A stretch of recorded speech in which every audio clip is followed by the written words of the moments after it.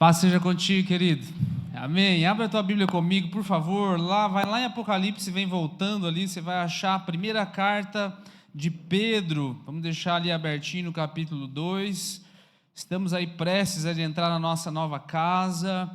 Tem bastante coisa acontecendo, né? Tem bastante iniciativas, né? Então fique ligado aí com os teus irmãos, os grupos aí, que nós estamos em movimento contínuo.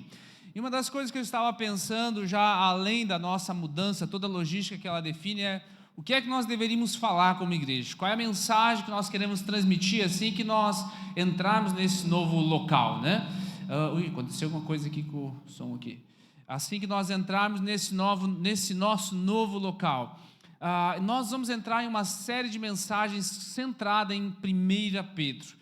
1 Pedro é uma carta extraordinária, são 5 capítulos, 7 semanas, evidentemente nós vamos dar um nome aí diferente, os títulos diferentes aí, mas basicamente é olhar para aquilo que a palavra diz e nós entrarmos dentro desse novo tempo em cima disso. Tem tanta coisa para dizer, tanta coisa, que hoje eu me dei a liberdade aqui de pegar uma coisa que eu não vou conseguir falar contigo lá na frente, mas que está ali em 1 Pedro, que eu não poderia deixar de falar contigo.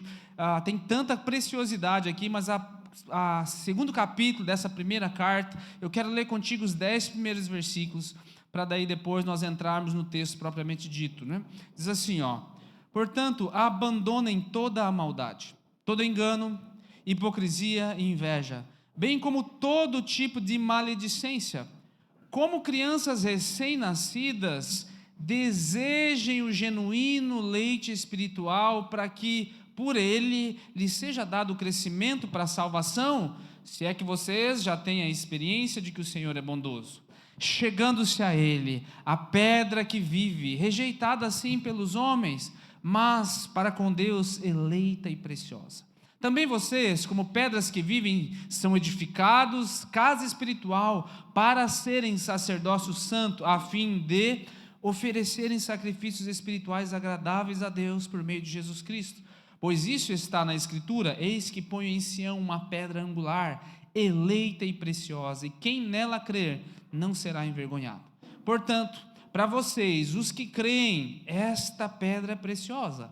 Mas para os descrentes, a pedra que os construtores rejeitaram, essa veio a ser a pedra angular, e pedra de tropeço e rocha de ofensa. São esses os que tropeçam na palavra, sendo desobedientes para o que também foram destinados. Vocês, porém, são geração eleita, sacerdócio real, nação santa, povo de propriedade exclusiva de Deus, a fim de proclamar as virtudes daquele que os chamou das trevas para a sua maravilhosa luz. Para fechar, antes vocês nem eram povo, mas agora são um povo de Deus. Antes não tinham alcançado misericórdia, mas agora alcançaram misericórdia. Feche teus olhos aí mais um instante. Pai, essa aqui é a tua palavra, Senhor. Ela é penetrante, ela é profunda, Senhor. Ela tem a capacidade de nos mudar de lugar, Pai. Que ela não apenas seja instrutiva para a nossa mente nessa noite, Senhor, mas que ela transforme a nossa alma, Pai. Que ela impacte o nosso espírito, Senhor. E toda a verdade que aqui está, Senhor, que eu seja apenas uma ferramenta, Pai.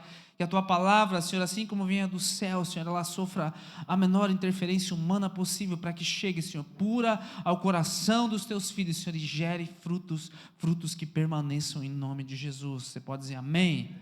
Amém. Tem tanta coisa rica e preciosa aqui, deixa eu tentar começar aqui por essa introdução.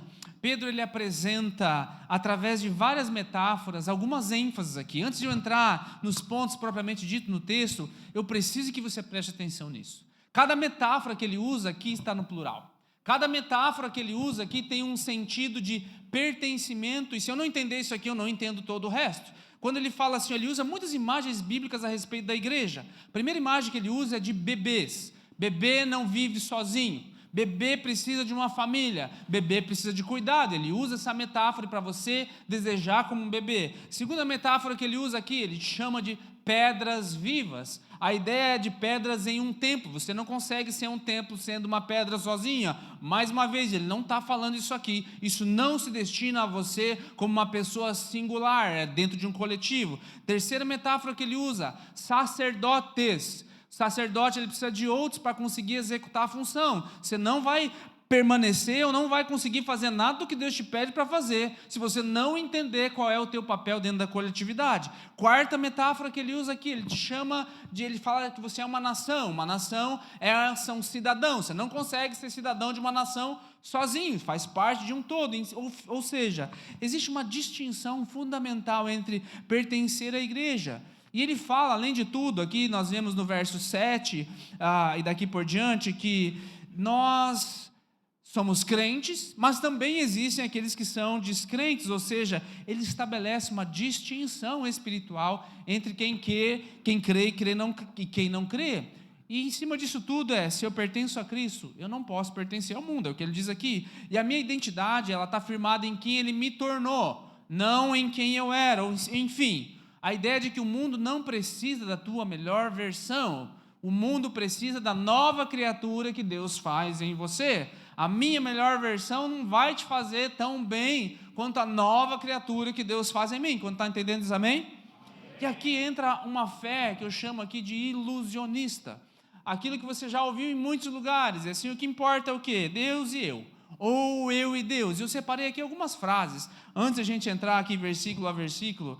Quando a gente reduz a vida espiritual apenas a eu e Deus. Você já ouviu essa frase em algum lugar, ou de repente você até já falou. A primeira delas é assim, a minha fé é só no meu coração, eu não preciso da igreja.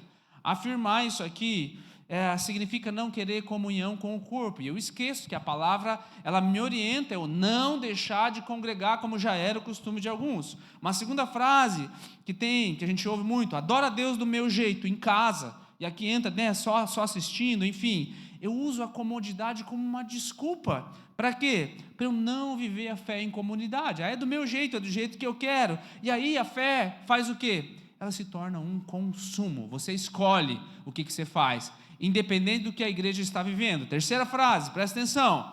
Não preciso de líderes ou pastores, só da minha Bíblia. E eu rejeito a autoridade espiritual que a Bíblia coloca. É claro que existem líderes abusadores. É claro que existem líderes exploradores, mas a orientação para esses líderes em Hebreus vai dizer assim, obedeçam aos vossos líderes como aqueles que zelam pela sua alma, como têm que prestar contas ao Senhor. É esse tipo de líder que o Senhor te encoraja a seguir. É esse tipo de líder que o Senhor te encoraja a se submeter, não aquele que oprime, não aquele que faz as coisas em detrimento da sua própria vontade ou ao seu próprio desejo, mas é uma orientação bíblica a haver uma constituição de líderes. Quando você abre a carta de Tito, uma das primeiras coisas que Paulo fala é: Tito, eu te deixei em Creta para concluir aquilo que eu não consegui fazer na minha passagem, que era instituir presbíteros e líderes sobre aquelas igrejas. Então entenda que isso é algo constituído por Deus, não é a ideia de que não vou me submeter a ninguém. Essa mentalidade de independência, ela te isola. Ela faz com que você não acredite mais em ninguém e você viva um pseudo-evangelho. Uma outra frase: eu oro e leio a Bíblia, já basta, a igreja só dá problema. É verdade, mas quando eu digo isso, eu desprezo que a igreja é o lugar onde Deus escolheu para eu carregar o fardo uns dos... Não tem como você cumprir esse mandamento, essa ordem bíblica vivendo isoladamente. Igreja é um lugar de problema. Igreja é um lugar onde muitas pessoas vão te incomodar e vão te tirar do prumo, mas é ali que o ferro afia o ferro. Esse é o lugar que Deus escolheu para a gente carregar os fardos uns dos outros. Outra frase: ofertar, contribuir? Não. Deus conhece o meu coração. Isso aqui é trocar a prática bíblica de generosidade comunitária por um cristianismo de bolso fechado. Quem faz isso ou fala isso, geralmente não é porque quer contribuir mais para que o reino de Deus se expanda, é porque ele quer usar o seu dinheiro da sua maneira, e se sobrar alguma coisa, ele dá como assistencialismo espiritual. Você já viu assistencialismo físico? Você ajuda algumas pessoas, só para se livrar de alguma coisa, ela não vai sair daquele lugar, você sabe que não vai mudar muita coisa, mas eu cumpro a minha obrigação, a minha consciência passa. O assistencialismo espiritual é isso. Eu separo isso aqui, toma isso, Senhor, e Deus abençoa as minhas finanças e está tudo certo. Uma última frase: o meu ministério é particular, não preciso servir a comunidade, Deus me usa lá onde eu estou.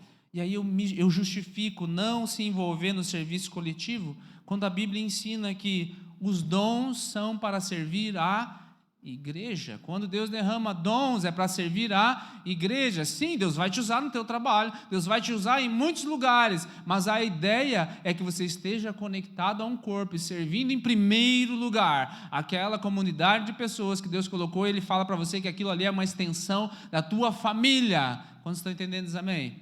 Essa é a primeira parte. Se eu não entender isso, como é que funciona? Quem diz amar a Cristo, mas despreza a igreja, querido, vive um evangelho inventado. Não é o evangelho bíblico. E eu preciso entender isso antes de eu entrar no texto, quando Pedro vai me dizer muitas coisas preciosas. Eu tenho que entender que tudo isso se relaciona à igreja. E a primeira coisa que ele vai começar a falar no texto é o título da minha mensagem ali, quão diferente um cristão deve ser. Será que é aquele diferente que todo mundo olha para a gente e acha a gente estranho? Ou é um outro tipo de diferença? Será que você tem que ser um estranho no mundo, ou no ninho, como diz a turma aí? Ou você tem que ser diferente? Você precisa entender isso tudo, senão como é que você vai cumprir a palavra? E eu separei aqui, tem mais coisas, por isso que a gente vai abrir uma série de 7 semanas, né? Mas eu separei aqui só 4 coisas que você não pode esquecer. Por que nós somos chamados? Nós estamos indo em um novo movimento de igreja. E nós vamos nos parecer com muitas igrejas que tem por aí. Nós vamos ir para um lugar bem grandão, né? Hoje tem só 2, estava contando essa semana lá, tem só 2 dessas lâmpadas aqui, lá vai ter 20. Né? Hoje nós temos 6 par LED aqui, 4 não funciona direito, lá vai ter uns 40 e poucos. Hoje você está sentado numa cadeira de plástico, lá vai ter uma cadeira bem grande para você sentar, abrir as pernas, cruzar os braços, nem vai encostar no irmão, né? Os casais aí que brigavam, que aqueles vícios reconciliavam, sentavam tudo amontoado um em cima do outro, vai ter mais dificuldade. A ideia é que sim, nós vamos nos parecer, vai ter um telão bem grande, hoje nós temos 3 telas, um tamanho diferente da outra, né? Lá vai ter um telão bem grande para a gente fazer um monte de coisa, mas o que é que deve nos diferenciar? Será que é a estrutura que nos vai fazer diferente para que as pessoas olhem ou prestem mais atenção naquilo que nós estamos falando? Será que é só o barulho que nós vamos fazer? Será que é só o movimento? Olha o que é toda essa gentarada entrando agora aqui na Rua do Forte Atacadista, fazendo um movimento. Será que é essa diferença que Deus nos chamou para fazer? Será que é os eventos de final de semana? Quem é que vai pregar lá? Quem é que vai cantar lá? Será que é essa diferença que Deus está nos chamando para ser? Não é essa, querido. Nós vamos nos parecer com muitas igrejas a respeito dessa parte externa, do estereótipo. Porém, quando entrar lá dentro, tem que ter 4 coisas, pelo menos, que é onde eu quero te chamar a atenção, para o que Pedro nos alerta aqui. Olha o verso 2 comigo lá, por favor. Ele vai dizer assim, ó: como crianças recém-nascidas, desejem o genuíno leite espiritual, para que por ele lhes seja dado crescimento. Sabe qual é a principal diferença, a primeira principal diferença entre um crente e um incrédulo? Entre a diferença que você tem que carregar? Nós temos um apetite diferente.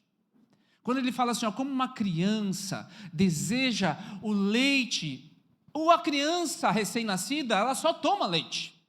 Então ela está focada em uma coisa. Se você der outra coisa para ela, o que acontece? Estraga, ela não está preparada. Existe algo específico para você, que você pode substituir, você pode trocar, mas se você substituir ou trocar, você não cresce. Se você substituir ou trocar, você adoece ou padece. Todo mundo tem desejo básico que governa a vida. E a natureza, querido, ela vai determinar o teu tipo de apetite. Por exemplo, se você tivesse uma natureza de sapo, qual é o teu apetite? Mosca. Se você tivesse uma natureza de cobra, qual é o teu apetite? Rato e sei lá o que, ovo, né? Tá aí, o meu menino está me ajudando ali. Ou seja, a natureza revela quem você é. O desejo que você expressa revela quem você é. Se você está desejando de fato leite espiritual, revela qual é a tua natureza. Essa é a principal diferença. O apetite que eu tenho como cristão, em primeiro lugar, é pela palavra de Deus. Em primeiro lugar, é para descobrir o que é que Deus disse a respeito de si mesmo. Isso aqui não é só um manual para a vida, não. Isso aqui é a revelação de quem Deus é em primeiro lugar. A ideia não é olhar para esse livro, para todas essas páginas, e descobrir como resolver todos os meus problemas, que não foi para isso que ele foi destinado e escrito. Sabe para que foi escrito esse livro extraordinário? Para revelar quem Deus é. Porque uma vez revelado quem Deus é, você começa a dar o foco real para as coisas. E o primeiro foco que ele te alinha é fome de que você tem. Fome pelo que você tem, pelo que o teu coração anseia. Sabe, porque se os cristãos não tiverem apetite pela palavra de Deus, eles não vão crescer. Se eles não desejaram leite puro, eles não vão crescer. E aqui falando de dieta, você que é pai, você já passou por isso, né? Chega na hora do almoço, chama as crianças lá para comerem, e aí ela, de repente, alguma delas fala assim, não estou com fome. Como não está com fome? Você não comeu nada, não te dei de comer nada? E talvez você já fez isso. Papai, eu comi umas bolachinhas. Eu achei uns pirulitos, eu achei uns docinhos, eu achei uns bombons. E aí, eu comi aquilo, e aquilo temporariamente saciou minha fome. E aí, quando tiver a comida de verdade, que você sabe que é isso que sustenta, que é o feijão e arroz que está na mesa, que é a verdura, que está lá a rúcula, está lá o repolho, está lá a beterraba, sabe o que o doce faz? Ele faz com que você não tenha mais apetite por aquela comida que sustenta. E aí, se você passar a vida só se sustentando de doce, sabe o que vai acontecer? O doce te dá uma certa energia, mas daqui a pouco ele vai te dar uma dor de barriga. Ele vai te dar a falsa sensação de saciedade, mas você não vai ser saudável, ele não te dá o nutriente que você precisa. Você entende isso? Amém ou não? Você já passou por isso, né? Agora, deixa eu te dizer algo. Espiritualmente não é diferente. Hoje, principalmente, nós vivemos uma era em que muitos cristãos estão sendo alimentados com doce espiritual. Eles estão sendo distraídos com algo que dá uma energia temporária para eles passar a semana, ou outra coisa, ou mais um mês. É aquelas mensagens de motivação, é só a menina dos meus olhos, é só aquelas mensagens motivacionais, é o doce. E aí, quando você só se alimenta de doce, você começa a ouvir uma palavra que é um pouco mais complexa, que te leva a pensar, que te incomoda, que te faz você se incomodar na cadeira, você não tem mais desejo por essa palavra. Por quê? Porque você comeu doce. Na hora de comer aquilo que te dá vida, nutrientes, você não consegue mais nem reconhecer. E existe uma geração inteira hoje sendo alimentada de doce espiritual, que não tem mais desejo por comer as verduras, por comer as rúculas que a palavra de Deus às vezes nos dá. Às vezes é amargo. Sim, ela também dá o mel. Sim, ela também vai dar o contraponto, mas querido, está cheio de coisa ao nosso redor, que é doce, que nos distrai. E aí quando eu perco o desejo por descobrir a profundeza de Deus, ou não tenho mais esse desejo, o que eu faço, pastor? Ore por mim, querido. A primeira coisa que tem que mexer na tua dieta. O que é que você está se alimentando? Quem é que você está ouvindo? O que é que você está lendo?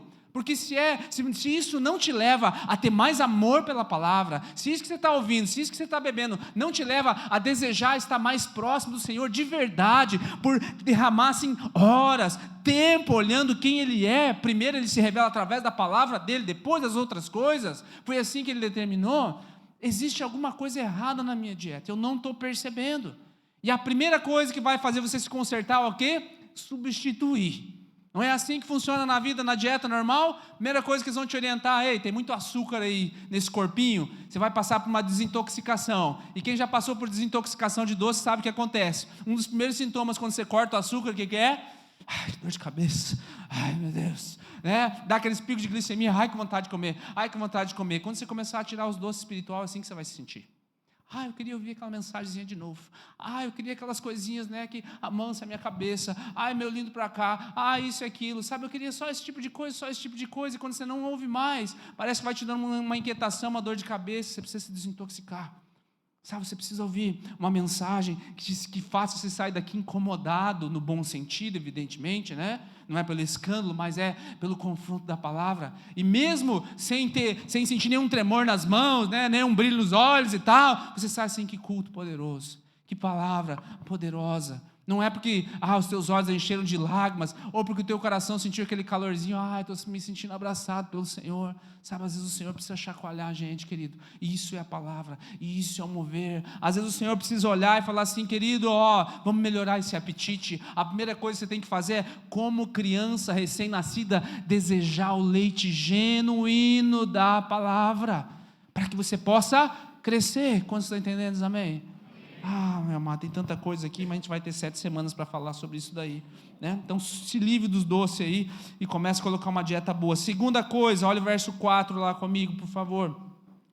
Chegando-se a ele, a pedra que vive, rejeitada assim pelos homens, mas para com Deus eleita e preciosa. Sabe, a segunda coisa que nós precisamos ser diferentes, a primeira é o apetite, a segunda é a afeição. O que é precioso para você? O que leva o teu coração a ansiar? Eu procurei aqui no dicionário, sinônimos de afeição: consideração, estima, respeito, inclinação, Nós, como crentes, precisamos ter inclinação a ponto de achar Jesus precioso para nós.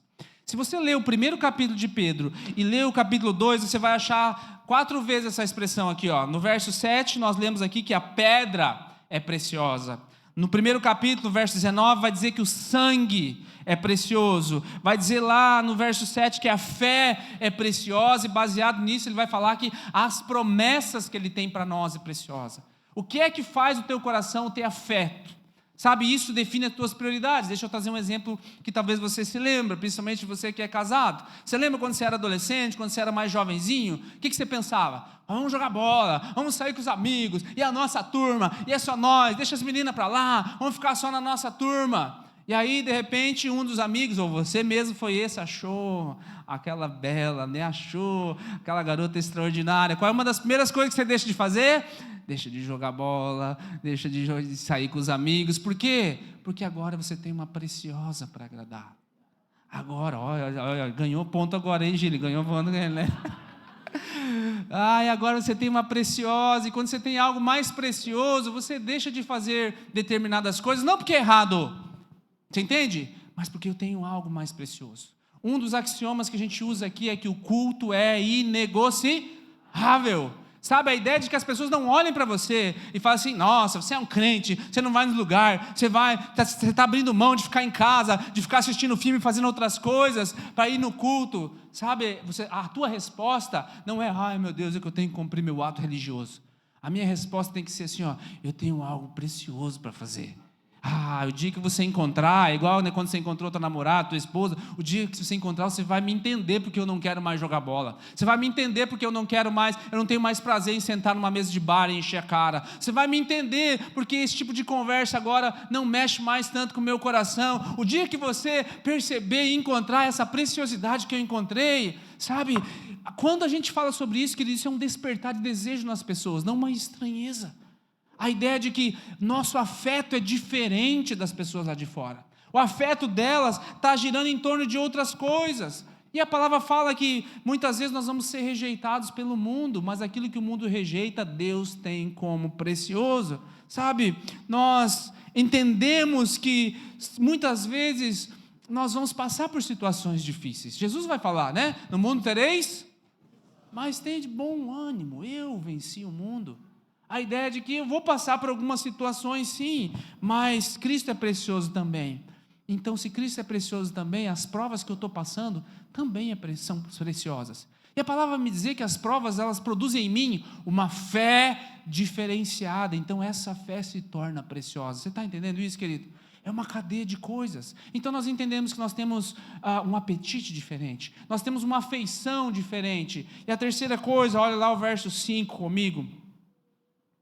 Diz assim, ó: também vocês, como pedras que vivem, ou pedras vivas, são edificados casa espiritual para serem sacerdócio santo, a fim de oferecerem sacrifícios espirituais agradáveis. Sabe para que Deus te criou? Qual é a tua ambição? É a terceira coisa. Eu tenho uma ambição diferente das outras pessoas. A ambição do mundo o que é? Obter, avançar, alcançar. Qual é a ambição do crente? Eu quero ser aceitável a Deus. Eu quero que, quando Ele olhe para mim, ou quando me reunir a Ele, a única palavra que eu quero, ou a palavra que eu quero mais ouvir é: servo bom e fiel. Entra no gozo do teu Senhor. Foste fiel no pouco, sobre muito eu vou colocar sobre você. Como meus olhos se agradam de ver você. Você lembra quando Deus está discutindo lá no livro de Jó, a respeito de Jó, e Deus fala assim: você vê o meu servo Jó. A nossa maior ambição, querido, na vida deve ser que o Senhor olhe para nós na terra, em cada atitude que nós temos, em cada empreendimento que nós nos envolvemos, em cada maneira que nós tratamos a nossa família, e diga assim: está vendo o meu servo ali naquele lugar? Por quê? Porque Ele te chama de sacerdote. Quando Ele fala assim, lá no verso 9, a primeira parte: vocês, porém, são geração eleita, sacerdócio real. O que é que um sacerdote é, querido? Deixa eu te lembrar, aonde é que veio isso aqui? Quando Deus levanta Moisés e fala para separar o irmão dele, Arão, para ser sacerdote, acontece algo. Primeira coisa, separação. Escolhe.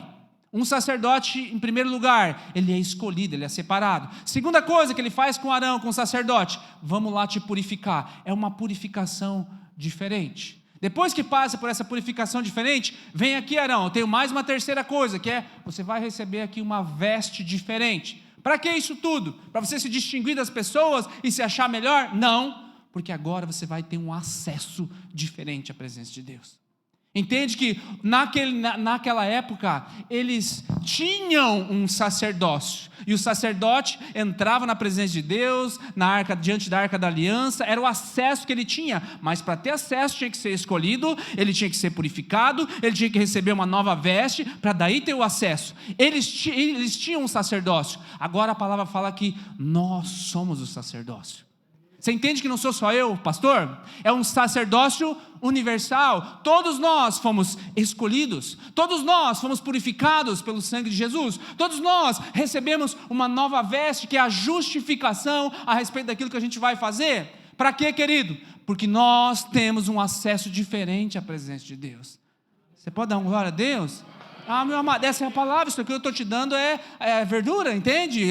É substância. É substância, você tem um acesso diferente. Às vezes você está procurando aí se animar na vida, se eu vou ganhar, vou deixar de ganhar, se eu vou conquistar ou deixar de conquistar. Quando a Bíblia fala que nós já temos um acesso diferente, você não precisa de intermediário, você não precisa pedir para ninguém para chegar à presença de Deus, as cortinas estão abertas para você, não tem mais véu separando, eu tenho um acesso diferente. É a ideia de que, qual é a coisa que eu sou diferente? Eu tenho uma ambição diferente agora. Porque eu fui constituído um sacerdote do Senhor. E como sacerdote, eu sei que eu tenho algumas responsabilidades, sim. O mundo corre atrás de ter. Mas o que eu corro atrás? Eu corro atrás de agradar o meu Senhor.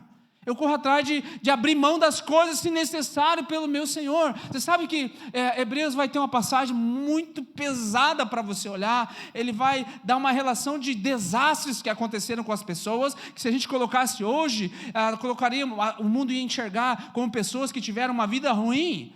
Que ele fala que só aconteceu desgraça. Uns foram cerrados ao meio, outros foram apedrejados, outros ficaram sem comer, outros aconteceram muitas coisas. Sabe como Deus chama essas pessoas? Homens dos quais o mundo não era digno. Que ambição é essa? É essa ambição que eu e você precisamos ter. Por isso que nós somos diferentes. O mundo não pode ser digno de mim, querido, porque o mundo não está atrás que você seja parecido com eles.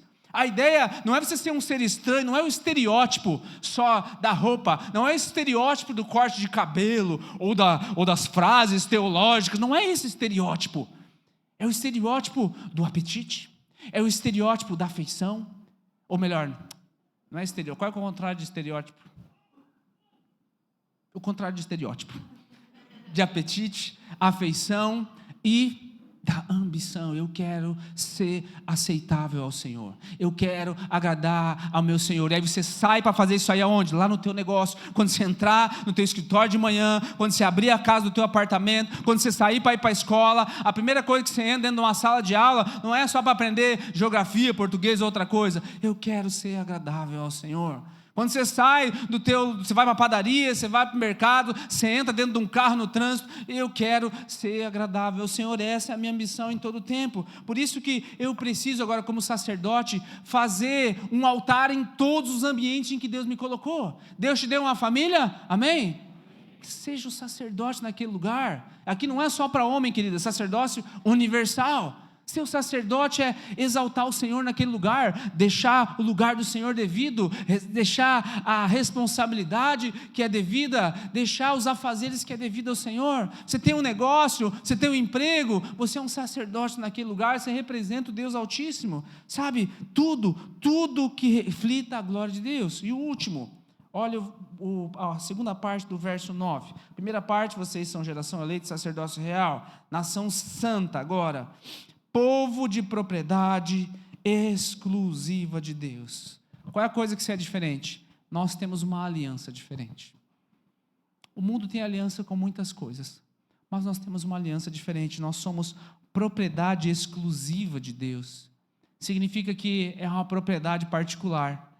O quanto você está disposto a defender as suas coisas particulares?